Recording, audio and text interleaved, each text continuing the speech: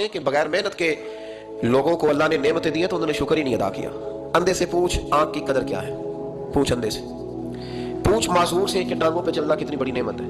کبھی پوچھ اس سے جس کا مکان تو ایک کنال میں ہے پر رونے والا بچہ کوئی بھی نہیں، پوچھ اس سے جس کی جیبیں دولتوں سے بھری ہوئی ہے پر کوئی نہیں کہتا کہ ابا 10 روپے دینا، پوچھ یہ کتنی بڑی تکلیف ہے۔ حضرت رومی نے لکھا ہے، وہ فرماتے ہیں کہ ایک والد تھا، اس نے بڑی دولت کمائی تھی تو اس کا بیٹا بے دریغ ہی اڑاتا رہتا تھا، کبھی ادھر پیسے بھگا دیے، کمائے نہیں تھے نا، محنت نہیں نہ کی تھی، کمائے نہیں تھے۔ والد بڑا سمجھاتا تھا پر سمجھ نہیں آتی، لیکن اس کے ابا کے ذہن میں ایک بات آئی، وہ کہنے لگا بیٹے یار میں کنگال ہو گیا ہوں، اچانک حالات خراب ہو گئے، ایک آنا مجھے چاہیے، دوائی خریدنی ہے، کہیں سے لے کے آؤ۔ اس نے کہا ابا مسئلہ ہی کوئی نہیں، یار ہی بڑے ہیں، بہت سارے لوگوں کے ساتھ رات میں جاتا ہوں روٹی کھانے ہوٹل میں، کئی ہیں جو میرا انتظار کر رہے ہوتے ہیں، فیس بک والے اور جناب وہ سیلفی والے، بڑے سارے ہیں جو کہتے ہیں تیرے بغیر گزارا ہی نہیں،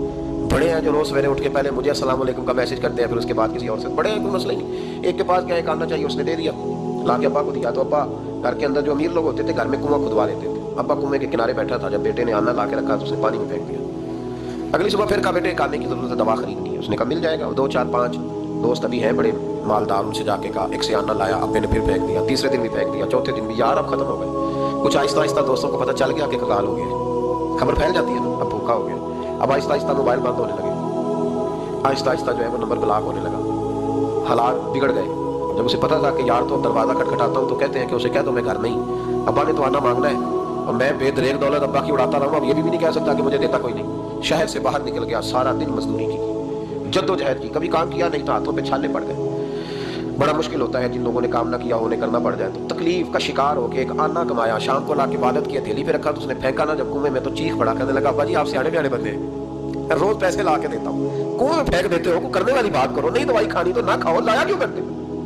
بیٹے کو باپ نے تھپکی دے کے بٹھا لیا، اس نے کہا بیٹا میں نے پہلے دن تو نہیں پھینکا، تو 7واں دن میں روز پھینکتا ہوں، آج تیری چیخیں کیوں نکلی؟ کہنے لگا ابا پہلے ادھار کے تھے آج مزدوری کے ہیں، نہیں سمجھ آئی بات، پہلے بولیے اور آج میری محنت ہے، مزدوری ہے، جد و جہد ہے۔ تو والد کہنے لگا بیٹے یہی میں تجھے سمجھانا چاہتا تھا، وہ میری بھی محنت کے ہیں جو تجھے روز یاروں کو کھلاتا ہے، میں نے بڑی جد و جہد سے جمع کی ہے، میں کنگال نہیں ہوا، صرف تجھے سمجھانا تھا۔ اور بھائی یہ آنکھیں تیری محنت کی نہیں نا، اس لیے تو شکر نہیں ادا کرتا،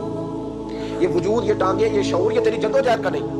جو عقل کی دولت اللہ نے دی ہے نا، یہ تیری محنت کی نہیں، اگر محنت کی ہوتی تو سجدے میں پڑا رہتا، تو خیال کرتا، اللہ نے آنکھیں دی ہیں قرآن دیکھنے کے لیے۔